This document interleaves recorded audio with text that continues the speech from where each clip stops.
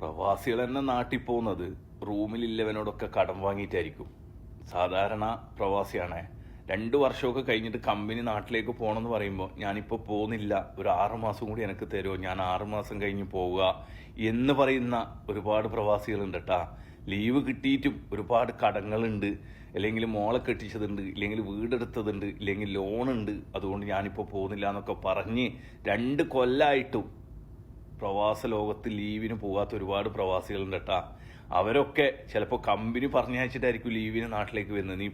നീയാണ് അടുത്തത് പോകണ്ടെന്നൊക്കെ പറഞ്ഞിട്ട് ആ പോകുന്ന സമയത്തും അവനെല്ലാവരോടും റൂമിലുള്ളവരോടൊക്കെ കടം വാങ്ങി, അല്ലെങ്കിൽ ഈ മാസം നിനക്ക് അയച്ചു തരാം, നീ പോയിക്കോ, അടുത്ത മാസം അയച്ചു തരാന്നൊക്കെ പറയും കേട്ടാ.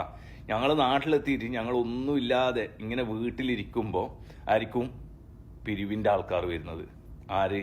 നമുക്ക് വേണ്ടപ്പെട്ട കമ്മിറ്റിക്കാർ, അതല്ലെങ്കിൽ മറ്റുള്ള ഉസ്താദുമാർ, ഇല്ലെങ്കിൽ മറ്റുള്ള അമ്പലത്തിൻ്റെ പിരിവ്, അങ്ങനെ എല്ലാത്തിൻ്റെ പിരിവായിട്ട്. എന്നിട്ടോ എന്താ പറയാ, ഗൾഫിൽ നിന്ന് വന്നല്ലേ, നാട്ടുകാരെ മാതിരി അല്ലട്ടാ, ഒന്ന് അറിഞ്ഞു തരണേന്നൊക്കെ പറയും.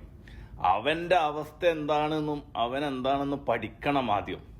അല്ലാതെ നാട്ടിൽ പ്രവാസികളെക്കാളും ശമ്പളം വാങ്ങുന്നവനും പ്രവാസികളെക്കാൾ ഒരുപാട് ഉയരങ്ങളില്ലവനും പൈസ ഉള്ളവനൊക്കെ ഉണ്ട്.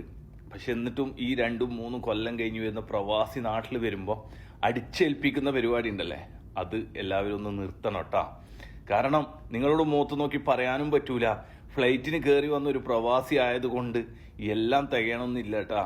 ചിലപ്പോൾ നാട്ടിൽ ജീവിക്കുന്ന ആൾക്കാരേക്കാണെയും കഷ്ടത്തിലായിരിക്കും ഓരോ പ്രവാസിയുടെ ഭാര്യയും മക്കളൊക്കെ ജീവിക്കുന്നുണ്ടാകുക.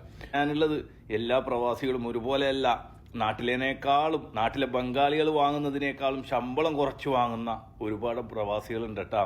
അവരൊക്കെ ബാധ്യത കൊണ്ടും ബുദ്ധിമുട്ട് കൊണ്ടും നിൽക്കുന്നത്. ചിലപ്പോൾ ആൾക്കാർ പറയും തിരിച്ചു വന്നൂടെ എന്നൊക്കെ പറയുന്നവരുണ്ടാവും. പക്ഷെ എങ്ങനെ തിരിച്ചു വരണം? അവൻ തുടങ്ങി വെച്ചത് പൂർത്തിയാവാതെ അവനക്ക് തിരിച്ചു വരാൻ പറ്റൂല.